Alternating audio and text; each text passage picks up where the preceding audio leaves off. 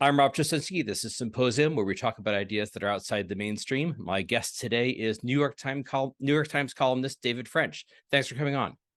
Yeah, thanks for having me. I appreciate it. Well, so I just introduced you as New York Times columnist David French, and that's the big thing that's happened since I last had you on the podcast. Here Yeah. is becoming a columnist at the New York Times just starting in the last month or so. Yeah, it's literally been about 31 or 32 days. So yeah, it's brand new. It's brand new, but I it's been great. People have been incredibly welcoming, and I've enjoyed it. So Oh, we'll see what happens when you write a more controversial column. But yeah, I know, but I tell you, I've written a number of controversial things over the last several years that have inflamed an awful lot of people. I know it's different in scale when it comes to the Times, that the reaction that yeah. occurs is often quite different in scale. But I'm no stranger to people getting outraged at things that I Well, write. and I'd also have to say that to give them credit, the New York Times, especially in the last year or so, has published a number of sort of anti-woke or non-woke things, and actually shown some willingness to take the heat for it and to protect the writers. So I'm hoping that maybe is just something that's improving. But I also want to say, it's exciting for me to have you as a New York Times columnist for two reasons. One is that you're a columnist I agree with more than most. And it's not 100%, but I often find myself reading and nodding my head in agreement, and it's going to be kind of a new experience to do that while reading the New York Times. I'll have to I'll happily adjust to it. But the other reason is you're somebody who really took a lot of the hits in the in the Trump era, in the upheaval within the conservative movement. You're somebody who took a lot of the hits, and so Yeah. it's good to see you sort of emerging from the other side of that, and being sort of rewarded for sticking to your guns and sort of standing for what the same things you stood for at the beginning of all this. Well, I had this exchange with Glenn Greenwald online or on Twitter a couple of days ago where he took a snapshot of like 4 of the pieces that I've written for the Times so far. But I think I've only written 6 or 7 total. Yeah, right. And was like, oh, look at these 4 pieces. He was hired as a conservative, and he's not challenging the Times readership. And I was thinking, wait a minute, everything that I wrote in those pieces was consistent with my conservative worldview, but it wasn't Republican. And I think that that's where a lot of people are getting tripped up these days, is this idea that being in the GOP is somehow synonymous with being a conservative. Was always an imperfect fit. It was always an imperfect match, but now it's the two worlds are kind of ships passing the night in a lot of ways. That there just isn't a conservative party in the United States right now. Well, and one of the things that is very important to me, and it's sort of the part of the point of what I'm doing at Symposium, is going back to, Ronald Reagan said this in 1964, that left versus right is kind of a false or misleading way often to put it. That he said it's up versus down. It's up to freedom and down to totalitarianism. So I like that. I'm trying to sort of work at redefining things in terms of liberal versus illiberal, but liberal Yeah. in the proper sense of the word, meaning pro freedom. Yeah.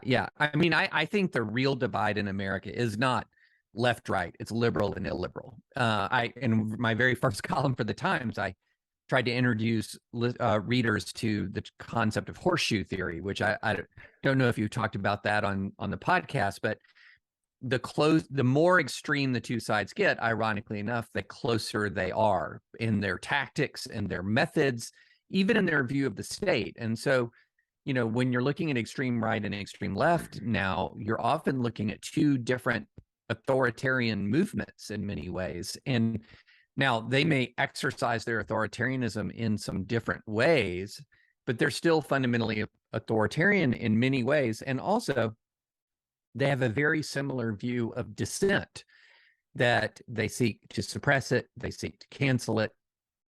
And this is something that you see again on the right and on the left. And what we've also seen is an emerging coalition of people who are, and I don't even like to say center right or center left, because that's not exactly accurate. I'd rather say right liberals and left liberals, Yes. small l.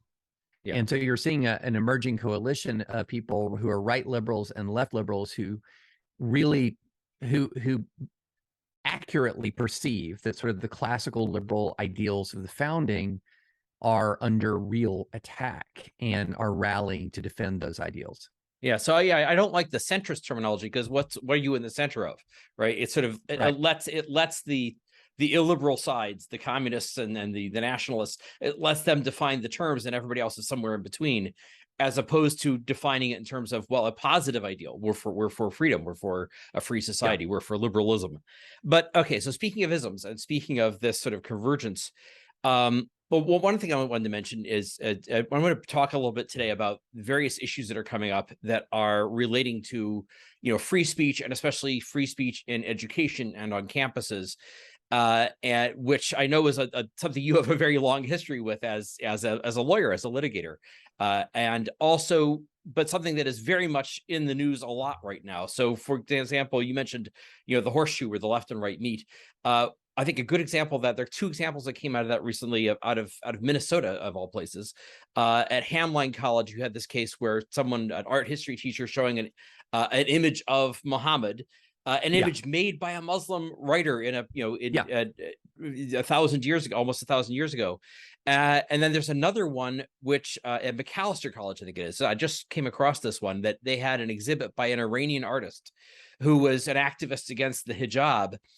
And some Muslim students on campus protested against it. And the amazing thing is that the administration initially responded not by shutting down the exhibit, but by putting black curtains around the windows into the exhibit. So they put a hijab over the hijab exhibit, hijab exhibit.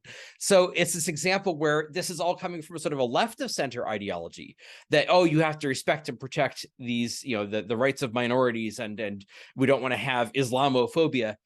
But at the same time, it ends up then creating a religious prescription being imposed at the universities in a way that the Christian conservatives could, well, I won't say they could never dream of doing. They can dream of it, but in a way that they haven't succeeded at yet. Yeah, a very conservative religious vision sort of being implemented in these schools, which is interesting. But yeah, I mean, I'm old enough to remember the controversy over, what was it, Robert Mapplethorpe's Piss Christ? Yes. Where a crucifix was in a jar of urine, and which is pretty offensive to a lot of Christians. And, the establishment sort of said, wait a minute, this is artistic freedom. This is, look, you don't have to look at the art if you don't like the art. And this is going back, a couple of decades. And 1990s, right? Yeah, 1990s. And this was an example of how intolerant Christians were of art and how tolerant the art world of dissent was of dissent.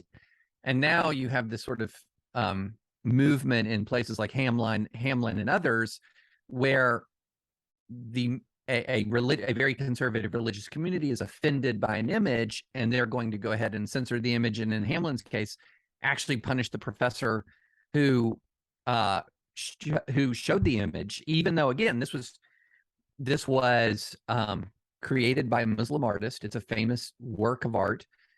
It really is a remarkable turnabout. Now, they probably justify it by saying, well, wait a minute, this is a much more marginalized community in the United States than, say, conservative Christians are, which is a very powerful community.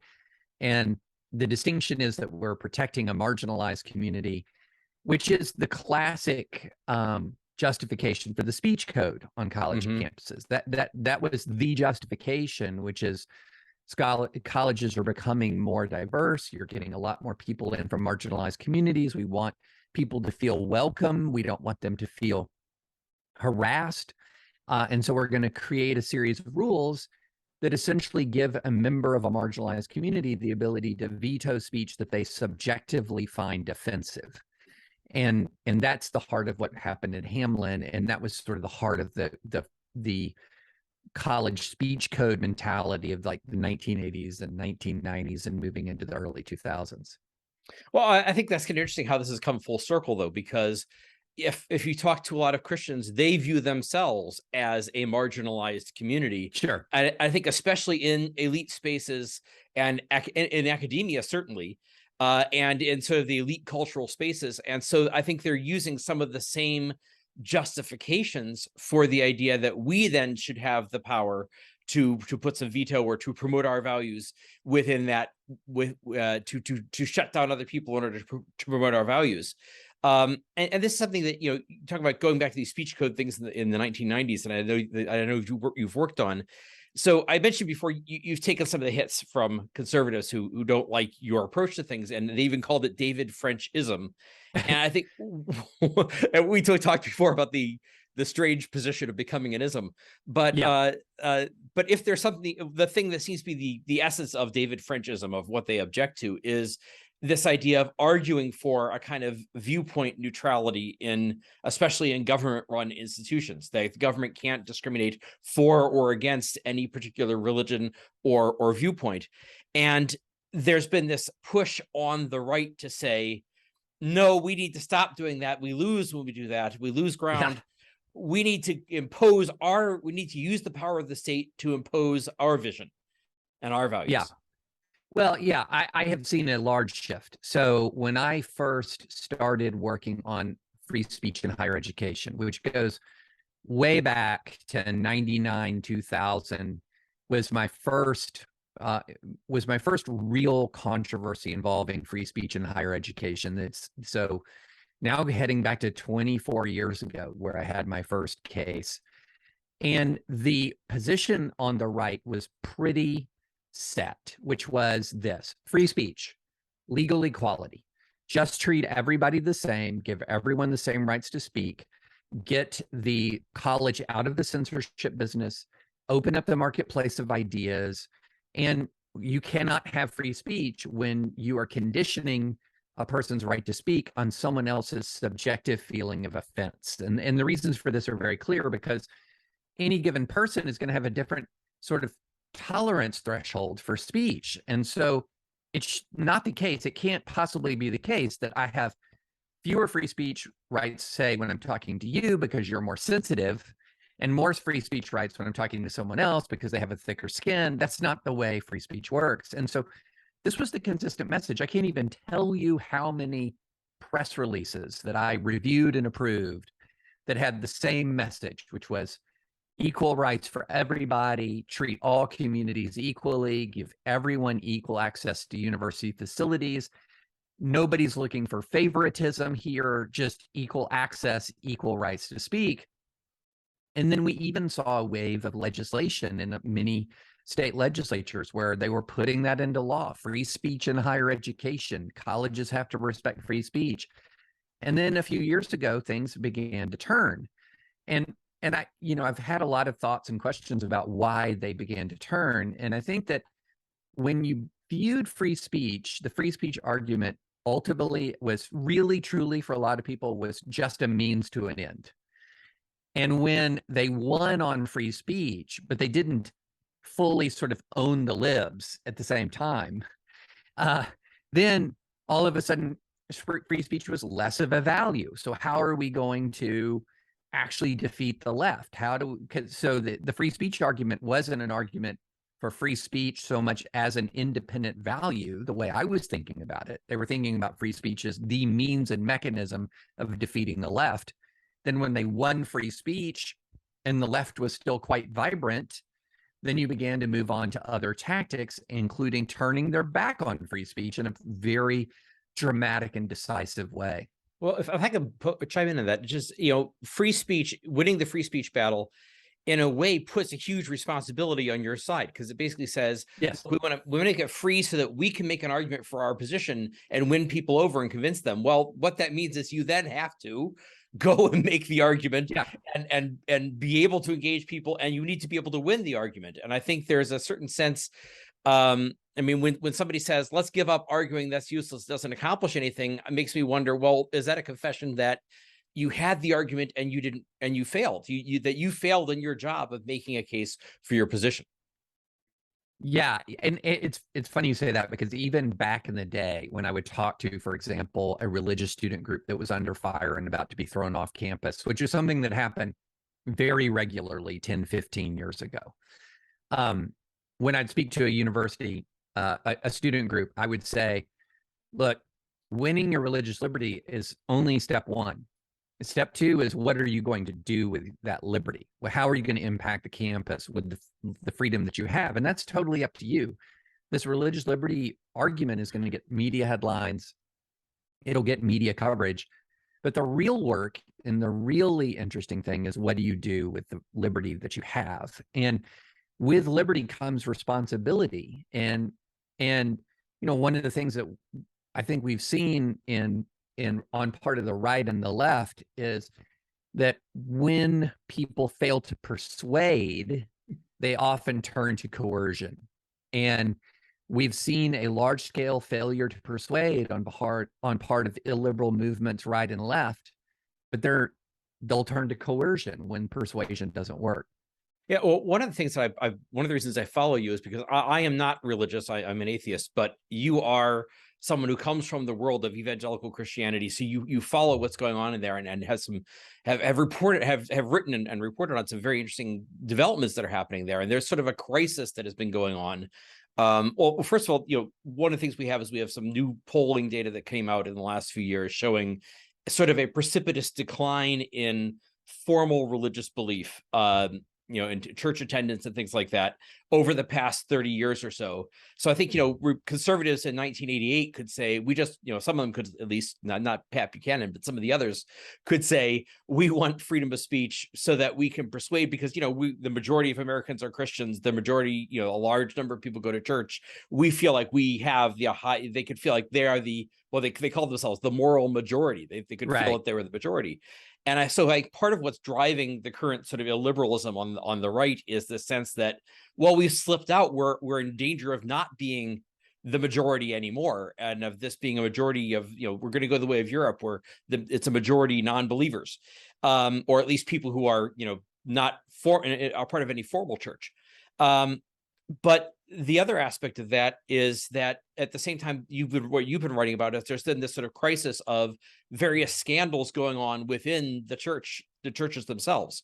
Not just, the Catholic Church scandals tend to get the headlines, but the ones that are less well known are various scandals that have gone on and misconduct by preachers and people in the evangelical world. And so is it a way, is it's like projecting outward your trouble instead of looking inward? Yeah, well, one thing, I mean, I grew up in the 70s and 80s when church attendance was allegedly much higher and church affiliation was much higher. I never felt like I was growing up in a moral majority.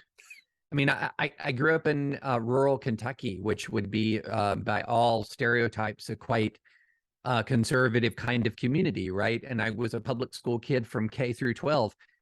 And I was every week church attending guy, and I was in a moral minority. I will tell you that. There's always been this, we tend to look at the past with these rose-colored glasses, like there was something back then that was so much better that we lost. And I've tried to tell a lot of people, well, one of the reasons why there might be secularization is when you look back at much more religious America, in a lot of ways it was worse. If you go back to the 50s and 60s, you had Jim Crow, 70s, 80s, and Jim Crow wasn't just, a government policy. It was supported by the churches. It was, at least in the South. Oh, for sure. I mean, this was something where, the South was one of the most religious parts of all of the United States of America, and it was viciously racist. There are stories, that young Black kids who integrated public schools and were facing horrific racism. But you know what they did at the start of every school day? They read the Bible and they prayed. So how much was the Bible and how much was prayer really transforming that society, right? And so, one of the things that I've said is, if you're talking about increasing secularization, in many ways, the church has no one to blame but itself. If we were in a world with 70, 80%, religious affiliation, and having, at that same time, collapsing family lives, skyrocketing divorce rates, skyrocketing rates of crime, you go through a lot of the social maladies that were gripping the United States in the 70s and 80s when, religious affiliation was much higher. I just really objected this view that's often common in the church that looks at secularization as something that they did to us, that this is what the secular left or the secular world did to us, inflicted upon us. And you know, when you look at a lot of the church scandals and you look at some of the things that, for example, I've investigated with my wife, the Camp Kanakuk, largest Christian camp in the United States, that has just had horrific sex abuse scandals. And you just go down the line, Yeah. and you say, really, was it them? Was it them? Did they do something to us? Or did we drop the ball? Did we fumble the ball and fail to live up to our own ideals and values and present the culture really with a false picture of what our own faith is supposed to be? Yeah, well, also, you know, we talk about the Kanakuk scandal. You know, one of the things about that, and it's the same thing with the Catholic Church scandals, is the scandal wasn't just that there was somebody, you know, abusing children, because that could happen in any organization. You could have somebody who gets his way in who is a bad person, but it was the way that person, those people were then protected by the people above them, and Yes. by the institution itself. And Yes. I'm wondering, you know, especially, you know, as an outsider looking at the evangelical tradition, one thing I notice is there does seem to be a certain fascination, probably going back to the, you know, Second Great Awakening, a fascination with the sort of charismatic preacher, you know, the charismatic leader. And I'm wondering to what extent that's bleeding over into right-wing politics, that this idea of a charismatic leader who can do no wrong, who we will follow. Oh, it's there's no line between the two, you know. So in evangelical Christianity, there is a celebrity culture without any question. And one of the ways you can tell that there's a celebrity culture is it's kind of funny to sort of watch the arc of fame in evangelicalism. So you'll become famous for one thing, and the next thing you know, you're all of a sudden, there's a lot of products that come out in your name. Like, you know, you become famous as a painter. Well, guess what? You're also going to be a novelist. Or you become famous as a pastor. Well, guess what? You're also going to become a writer. You're also going to become, and there's going to be a lot of crossover, and there's sort of, you build a brand, and all of this is very real, and not all of it's bad. I mean, some people who are quite, you know, some people who are quite famous are, We seem to still be connected despite the fact that your lights are still connected. The lights just flickered, but we're connected. But some people are quite famous in Christianity, are incredibly insightful people, and I'm grateful for their voices. Other people are kind of mega brands, and it's a problem. It's a problem, and you see it in conservative infotainment. That's the sort of the right-wing world, is very celebrity focused. So, you know, people know of the Fox primetime lineup by first name. It's Tucker, it's Laura, it's Sean, you know, the Rush Limbaugh phenomenon. All of that fit in very well with a pre-existing sort of celebrity culture in evangelicalism. But I don't think celebrity culture is fully to blame for like the abuse scandals and things like that, because the Catholic Church does not seem to have the same kind of celebrity culture that the evangelical church does. Yet we all know that it had severe problems. A lot of this is part of the universal phenomenon of human cowardice and protectiveness when confronted with wrongdoing, that people become immediately protective of themselves and institutions more so than focusing on justice and righteousness. Well, and to quote a Catholic intellectual, power corrupts, and absolute power corrupts absolutely. Right. Exactly. So we talk about this idea of looking for sort of a political savior who's going to turn things around for the culture and turn things around for Christianity. And I think the model for that now is emerging. You know, for a while that centered mostly around Trump. Now there's sort of a model for that seems to be emerging in Florida under Governor Ron DeSantis. And it's kind of curious that, talking about an arc of fame, that he's sort of, to my knowledge, he started out as sort of cookie cutter Reaganite Tea Party era conservative, Tea Party-ish. Yeah. Sure. But he, you know, when in the last few years, he has become a guy who has oriented himself completely around being anti-woke and being the culture warrior, which was not something he was doing before, but he saw that that's what worked. That was at least within, if you're looking within the conservative movement, that became and within the Republican Party base, that became the stepping stone to fame. He's a weather vane. He's a weather vane. There goes the people. I must follow them, for I'm their leader. I mean, that's Ron DeSantis like mission statement. Yeah.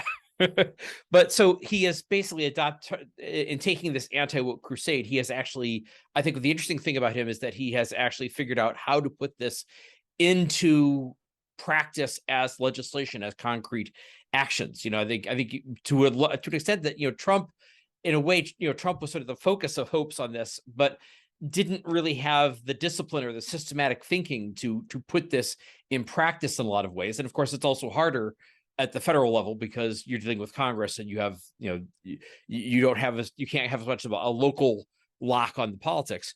But in Florida, he's been doing this. There's a couple things I want to run down and talk with you about, which is, so there's the so-called quote unquote "don't say gay" legislation, where it was an attempt to put controls on basically sex education and what could be said about homosexuality and what could be said about transgender issues and all that sort of thing in the public schools. Now, this is public schools for, for kids, for not for adults, but for people under 18. And it raised some interesting issues, though. As much as I thought, it was clearly an overreach. It was sort of a kind of it had the feel of a new Anita Bryant gay panic kind of crusade. But at the same time, there is this issue of, what is the role of government when it comes to education in the public schools and their ability to be able to say what's appropriate and what's not. And I think that raises some interesting legal issues. Yeah. There are all kinds of interesting legal issues. First, just to circle back on a point you made earlier, if you're a governor of a red state, you have infinitely more capability of putting a legislative vision into place than you do if you're president of the United States, even if your party controls the House and Senate, unless you have a filibuster-proof majority in the Senate. So DeSantis, my own governor, Bill Lee, Brian Kemp, I mean, you name it, red state governors have an enormous amount of latitude to put policy into place. Doesn't mean it actually goes into effect, which we can get to because some of the Ron DeSantis stuff has been blocked by courts. But yeah, let's talk briefly about the K through 12 scenario. The basic reality of K through 12 is that here is where government power over curriculum and teacher speech is at its apex in public K through 12 education. So governments have long had abilities to set curricula. The present consensus view of federal courts, this is not coming down from the Supreme Court directly, but it is the consensus view of federal courts so far, is that K through 12 public school teachers don't have their own independent free speech rights on the job. They do have private free speech rights in their private expression, but not in their public expression. Now, this has not been fully settled by the Supreme Court, but that's a case called Garcetti versus Sabalas is the leading case here to essentially say, if I'm teaching and I'm clothed in my sort of state authority as I teach, that the government really has extreme ability to dictate what I say at that point, if I'm a public school teacher, not a private school teacher. So you do have extremely broad ability at the state level to regulate what happens in public K through 12 schools. And so then the question, now it's not unlimited. It's not unlimited. There are some interesting cases involving things like book banning, a case called Pico out of the Supreme Court going back to the 1970s. Other cases that talk about that students have a First Amendment protected right to receive certain kinds of information. So it's not unlimited, but it's very broad. So the question is, what do you do with that? Like, what do you do with that power?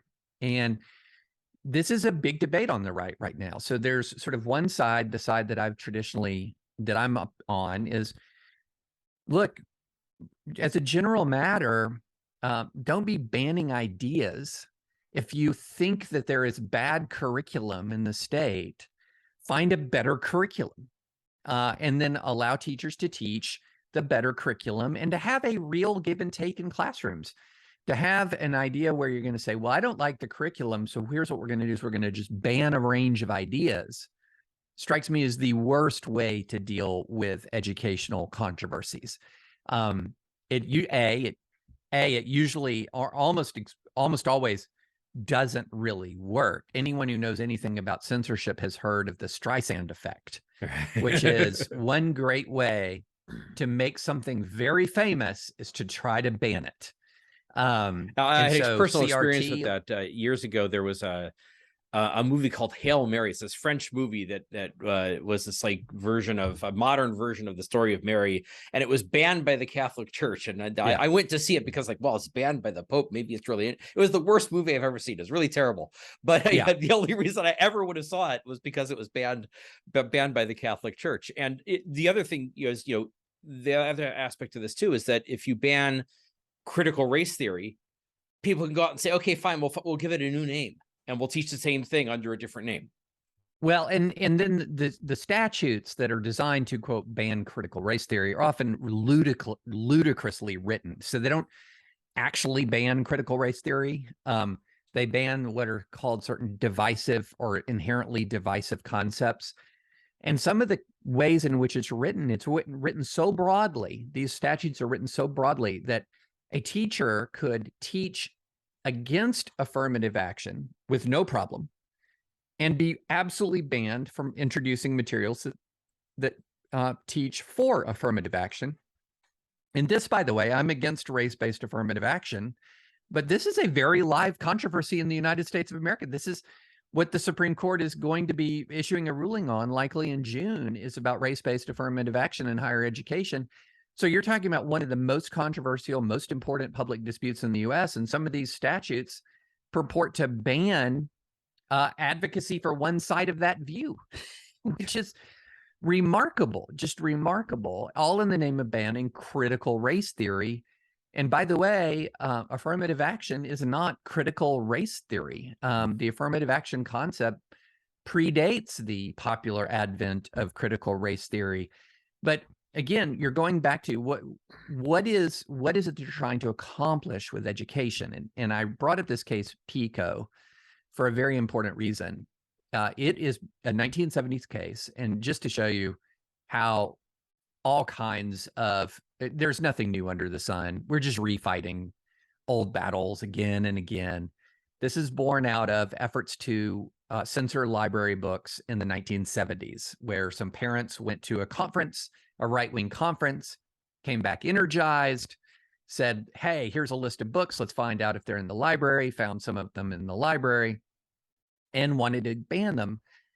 And the Supreme Court had this really interesting opinion where it sent it back to the lower courts, but basically said, look, you're going to have a lot of authority over your library, but you cannot ban all books with one point of view or ban all books from white authors or black authors, or in other words, to try to eradicate certain points of view from your library, because there is a generalized sort of right to receive information. And it's a very convoluted and complicated opinion that's hard to apply as definitive precedent. But there was one statement in there that I think is really important for all of these people who are running around trying to ban ideas in education. And that is this. It says, one of the purposes of public education in the US is to prepare students for participation in an often contentious pluralistic society. So part of what education is doing is preparing you to be a part of a pluralistic society. And if your educational effort is designed to ban ideas, you're running exactly counter to one of the purposes of education in this country, which is to prepare people to participate in pluralism. Yeah, and it strikes me that, we've long talked about this effect. There used to be a name for it. I can't remember what it's called, but this effect where we've noticed on the left this happening, where when you're in your little bubble, when you're like Pauline Kael, who doesn't know anybody who voted for Nixon, and when you deal only with people who are share your views and are exactly like-minded with you, you don't actually learn how to make the arguments. You become less effective at arguing for them. And it's almost like, we want to take in the red states, in the conservative areas, we want to seal all the kids into a bubble and never expose. I mean, you've seen this happen with evangelical families, that they have this idea, we're going to raise our kids fully within the church and seal them all off from all outside influences. And it tends to backfire.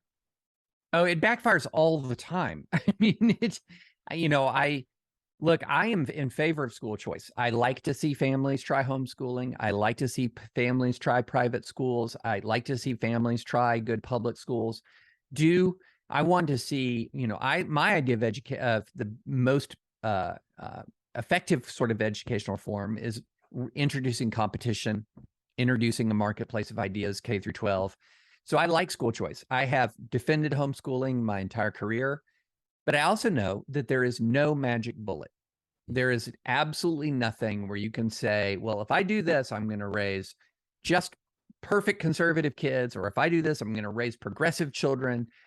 And often the more controlling you attempt to be, which you'll trigger in many kids, depending on their disposition, some kids are natural rule followers, others are kind of contrarian, you'll often trigger the exact opposite phenomenon you're trying to achieve. And you just see this all of the time, Well, all of the time. And look, I went to law school and I saw the consequences of when people live in bubbles. When I went to law school in the early 1990s, I encountered people all the time who said, I've never met a conservative evangelical before.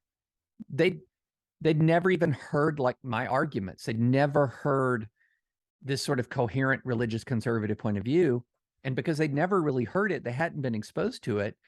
In many ways, they were unprepared to respond to it. And so one of the ways you are prepared for participation in pluralism is to hear ideas from a variety of different perspectives. Yeah, talking about being a parent, I know that you're a parent and a grandparent now. The one thing that I found the most effective thing in terms of if you want to transmit your values to your children is to set a good example. In Montessori schools, they talk about modeling good behavior. But the problem with that is, of course, that puts the responsibility. It's really hard to model good behavior, to be a good example. That puts a lot of responsibility on you and doesn't allow you to blame, some outside forces. Now, the other thing about this, you say that, government control over education is at its apex in the public schools. By the way, this is one reason why I think we have an opportunity to make the case for school choice to people on the left, to say, look, Yes. if your kids are in Florida and Ron DeSantis is dictating what goes on or the legislature is trying to dictate what goes on in the public schools, you should be in favor of the ability to send your kid to a private school that will reflect your values. But the other thing about it that I've noticed is that, you say it's the power of government over education is at its apex, when you have 6-year-olds. But the problem is, you see this in Florida, you can see this, and it goes, it doesn't stop at age 18. It goes up to the adults. So they're doing it they've started to put CRT bans on the public universities. And also, they have this law that basically said private corporate training couldn't include CRT. Yeah. And both of those have now been enjoined by a federal court, rightfully so. Just as there is a consensus in federal courts that K through 12 teachers don't possess, public K through 12 teachers don't possess independent First Amendment rights when they're engaging in on-the-job speech. With college professors, the legal consensus is exactly the opposite, that even public university professors possess a First Amendment protected right of academic freedom and free speech when they're on the job as a public university professor. And so that's why the initial part of the Stop Woke Act dealing with higher education was enjoined. And then obviously, if you're a private diversity trainer, obviously you have your own private First Amendment rights. And if you're a private corporation hiring a diversity trainer, obviously you have your own private First Amendment rights. And again, that was enjoined and nobody was surprised. And so one of the things that when I'm looking at, say, a Ron DeSantis or some of these others, in a way, they're kind of pulling a con. They're running a con on the GOP public, because what they're saying is, I'm a fighter. Look, I passed this legislation. I took on big tech. I took on woke corporations. Yeah, you did. And you lost. You lost in court. He has this big tech law, anti-social media censorship law, which actually tries to dictate to private companies what kinds of private speech they can host on their platforms, a position utterly contrary to decades of conservative jurisprudence, by the way. And it lost. It lost. And then he says, well, I'm going to take on wokeness in higher education. He lost. I'm going to take on wokeness in corporations.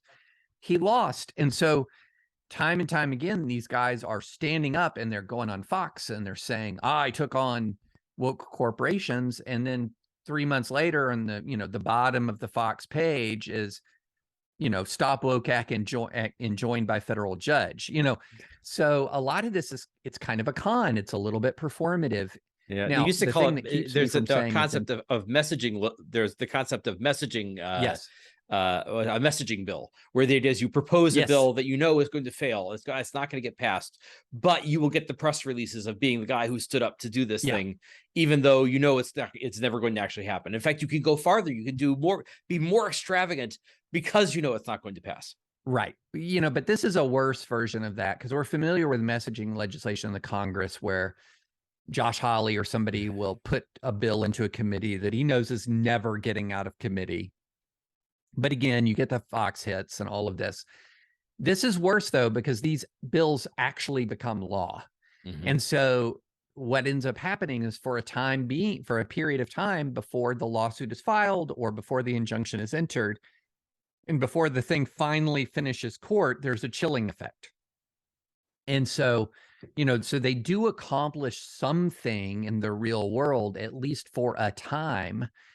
But this is exactly the behavior that I have seen the right condemn and the left forever. I mean, California, for example, has taken loss after loss, taken two big recent losses at the Supreme Court because of the way it interfered with the speech of private organizations, private pro-life organizations in one case, nonprofits in another case, where it's requiring mandatory kinds of disclosures that violated the Constitution. California just had its new misinformation law enjoined. And this is the kind of thing that the right has traditionally said, look at the left, they don't like free speech. And now the right is like, hold my beer, because we've got a lot more laws to pass than we've seen out of California. Well, and it also means that the line of defense for free speech goes back to the courts. And then there's the prospect that Yes. What if over time, Trump or DeSantis types get their people onto the Supreme Court, get people into the courts. And also, if the general conservative consensus on this changes, how many, good Federalist Society guys who would 10 years ago have totally affirmed that consensus, how many of them are going to how many of them are going to go with the flow? That's the worry that I have. Yeah. Well, there's a traditional Federalist Society perspective that is the consensus in the Republican nominees from Bush to Trump that has no patience for this nonsense. Like that there is, and I need to do a piece about how the Federalist Society helped save America in 2020, because it was Federalist Society judge after Federalist Society judge who turned back all the Trump challenges. And so there is a traditional Federalist Society judge that has no patience for this kind of violation of the First Amendment. Now, I go and do live podcasts and I speak at law schools, and I'm around conservative law students, and most of them are still quite protective of the First Amendment. But there is now always a cohort, a minority faction, if you will, that is extremely dismissive of free speech. And I had this really wild experience of more than a year ago, when I was on a Clubhouse session. You remember the app Clubhouse that was all the rage for a few minutes? And I had some Harvard law student screaming or yelling at me about how blasphemy laws are constitutional under an originalist perspective. And that is not an argument that I would have heard out of a Federalist Society student 10 years ago. Right. Well, that leads me to the last thing that's going on in Florida, the last part of this sort of model, which is the new college takeover. So this is sort of small liberal arts college within the Florida university system. It's kind of an elite liberal arts college. And DeSantis went in and put a bunch of anti-woke warriors on the board of it, and they fired the president. And the latest thing, Chris Rufo on Twitter, Chris Rufo is one of these guys who's been an anti-CRT campaigner, and was put on the board. And he said something about how, well, we're going to fire a bunch of the faculty and replace them. And students who don't like it, they'll eventually drift away. And new students who come on who will be, and I think the phrase he used was mission compatible. And this idea of a state university, a state college that has a mission, an explicit ideological mission, is it's almost like it goes way beyond anything that the left has ever attempted to do. Well, I have mixed feelings about the whole new college phenomenon, because I do think that a state college can say, for example, we're going to be the center of a great books curriculum, or we're going to have the leading center for the study of, English literature or whatever, or we're going to double down on, we're going to have the leading center of study on the culture and scholarship of the African diaspora, or you name it. You can take an academic subject and say, this is where we're really going to kind of build our castle, so to speak. Right. And there's nothing at all wrong with that, so long as you're complying with the Constitution and you are respecting academic freedom. I have zero problem with that. And I actually don't mind seeing people turning some of their energy and effort into institution building as opposed to institution destroying. I think one is much more productive than the other. But it's all in how it's done, because note, one of the key things I said was respecting the Constitution and academic freedom. If you're not going to respect the Constitution, if you're not going to respect academic freedom, then A, you're going to find yourself stymied in litigation, and B, you're going to often find that, your institution building effort is going to fail, because a public school is not going to out Hillsdale. Hillsdale is a private institution. It has a maximum liberty to advance its own vision, doesn't take a dime in government funds. And a public institution is always going to be bound by the First Amendment. It's always going to be bound by academic freedom. And so your ability to use it as sort of your own personal ideological playpen is going to be much more limited. For example, if you wanted to create the new college and say, we're firing the faculty and we're not hiring anybody who is from the left, you're going to have a constitutional problem with that. I have won cases in court where there was an ideological litmus test placed on a university professor for a promotion, an academic promotion, and we won that case. You cannot say no Democrats allowed. And so we'll see. The proof will be in the pudding. And one thing about colleges is, if you don't have enrollment, you can be as anti-woke as you want.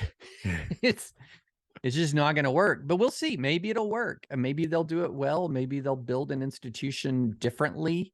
Let me just say I'm a lot more open-minded towards institution building than I am towards idea banning, if that makes sense. Well, yeah, but at the same, one of the things that struck me is one of the arguments they make in favor of this is they say, well, look, there's already been a de facto ban on conservatives essentially in academia, that if you look at a lot of these academic departments, they're like 95% on the left, and they've basically driven out anybody with different ideas. So we're just doing the same thing they do. But I think there's a difference between doing it explicitly, and like you said, you've won cases against people who do it explicitly, versus setting the precedent that we can do this explicitly. And that seems like that's just opening up Pandora's box, that you're not going to, and for one thing, you're not going to be the only one to do this, trying to create a Florida Hillsdale in the state university system. That's not going to be, that's where it starts. That's not where it ends. Well, right. I mean, the key, as I said, you still have to respect academic freedom in the First Amendment. Now, you have a lot of freedom to build institutions in different ways while still respecting academic freedom in the First Amendment. You absolutely do. You can say, for example, our history department is going to be the #1 military history department in the United States of America. Now, if you did that, your history department might be a little more conservative on average than the general history department than your average history department, in part because it might be the case that conservatives are disproportionately interested in military history or becoming military history scholars. But you can't say we're going to build the premier military history department and staff it only with right-wingers. That's what you can't do. And so this is the issue here. They mistake often the fact that universities are overwhelmingly left-wing with the idea that there has been explicit discrimination.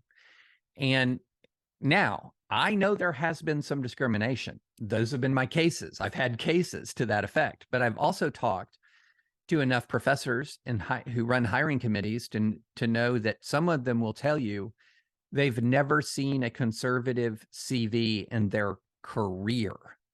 So they didn't have an opportunity even to hire someone who came across as conservative. They just didn't apply. Now, again, let's go back and talk about some of the topics. If a history department is, say, instead of we're going to be the primary history department examining military history, if someone says we're going to be the primary history department examining medieval inequality, you know,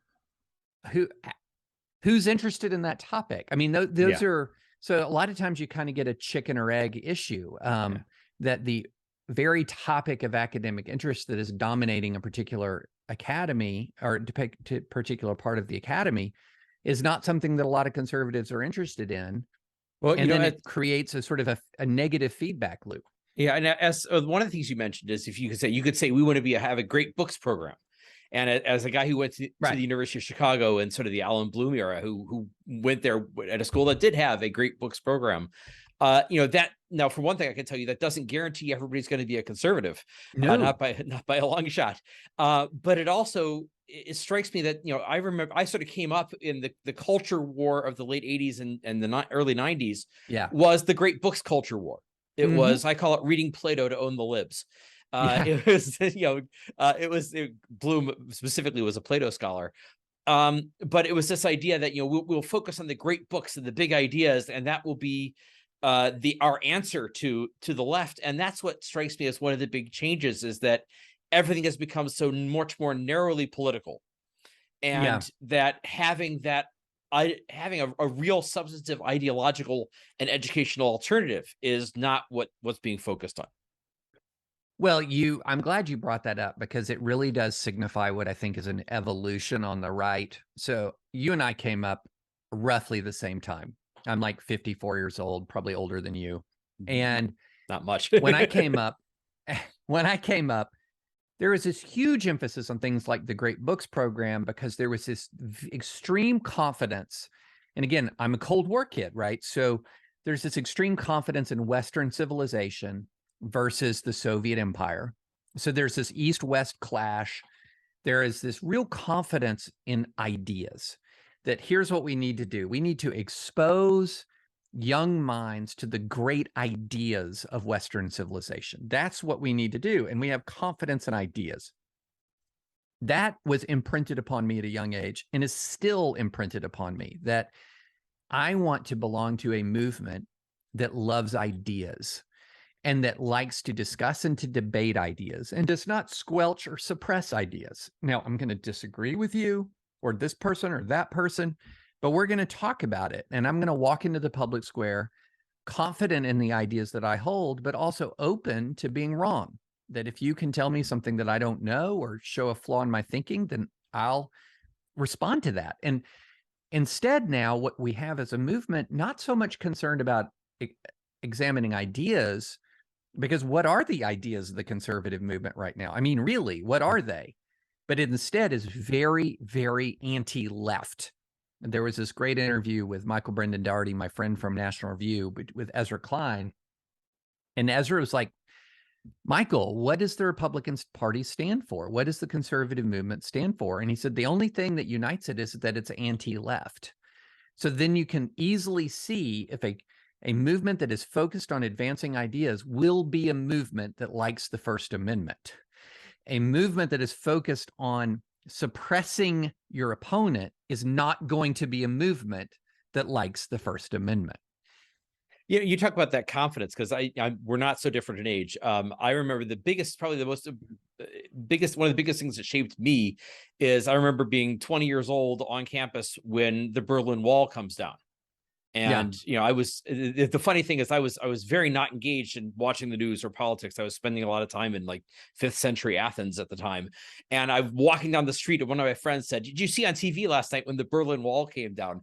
And just imagine a guy suddenly stops in the middle of the sidewalk, standing there with this shocked expression on his face, like, the what did what? Yeah. But it was this tremendous sense. I remember this tremendous sense of good ideas winning. That Yes. we spent over a period of a very long period of time, over decades of this struggle and this danger and this the possibility, the real possibility of I'm old enough to remember 1979, so the real Yeah. possibility that things would collapse and everything would go wrong. And then this sense that, well, 10 years later, our big geopolitical rival, our big enemy, our big ideological opponent suddenly poof disappears. Gone. Gone. Yeah. Yeah, Gone. in a way that just it was quicker and more peaceful and easier than we ever imagined. And you said talking about being imprinted, but that imprinted on me was that confidence in the power of ideas. Yeah. And so I think that's sort of what's lost and what needs to be recaptured by those who still have that confidence. Yeah. I mean, there was a great sort of one sentence summary of the fight between the West and the Soviet Union, which is, you make men miserable, but we make men free. And that would be the summary of the Cold War. And it was a powerful, powerful idea against the Soviet Empire. And one of the things that has always been the case, or has been the case in much of my adult lifetime, is that at its best, the conservative movement has said to America, we make you more free. Not just more free to speak, more free to earn a living, right? More free of government tyranny, government censorship. You have more economic freedom when our ideals prevail. You have more freedom to speak if our ideas prevail. You have more freedom to worship or not worship at all if our ideas prevail. And now a lot of that seems to be changing. And it is, we want you to be less free now, is a message from a lot of the right. Less freedom, less liberty. And a lot of people on the right are saying liberty itself is the problem, that liberty itself is degrading the United States of America. And this is something that is alien to me, in part because another aspect of growing up conservative was personal responsibility. So the government is responsible for protecting your liberty. You are responsible for exercising your liberty virtuously. These are two different responsibilities.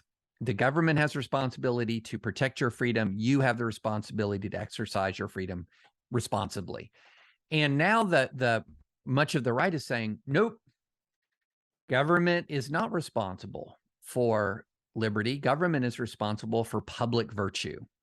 And in a country that's misguided even in a homogeneous society, but in a society this intellectually and spiritually and ethnically and religiously diverse, to say that the government is going to be responsible for public virtue or take a big role in that, that's a recipe for a lot of conflict and division. Well, and also I think you're right that if one of the big messages of the Cold War is "we will make you free," is a winning message for hearts and minds over the long term. And I think that's one of the great lessons to take. Well, I want to really thank you for a great conversation, for getting into a lot of the details on this. And I look forward to seeing what you're going to do with your new column. Yeah, well, thank you very much. It's, I'm just a few columns in, so give it 20 or 30 more columns to really get a sense of it all. well, I'll wait 20 or 30 more columns to really criticize you. Yes, thank you. Before you just pile on Twitter, give me 25 columns. It's a deal. All right, thanks so much for coming on. Thank you so much. I'm Rob Trzaskowski. My guest today has been New York Times columnist David French. If you enjoyed this video, click like on YouTube or subscribe on your favorite podcasting platform. And you can always find more discussion about the ideas at the basis of a free society at symposium.substack.com. Thank you for joining the conversation.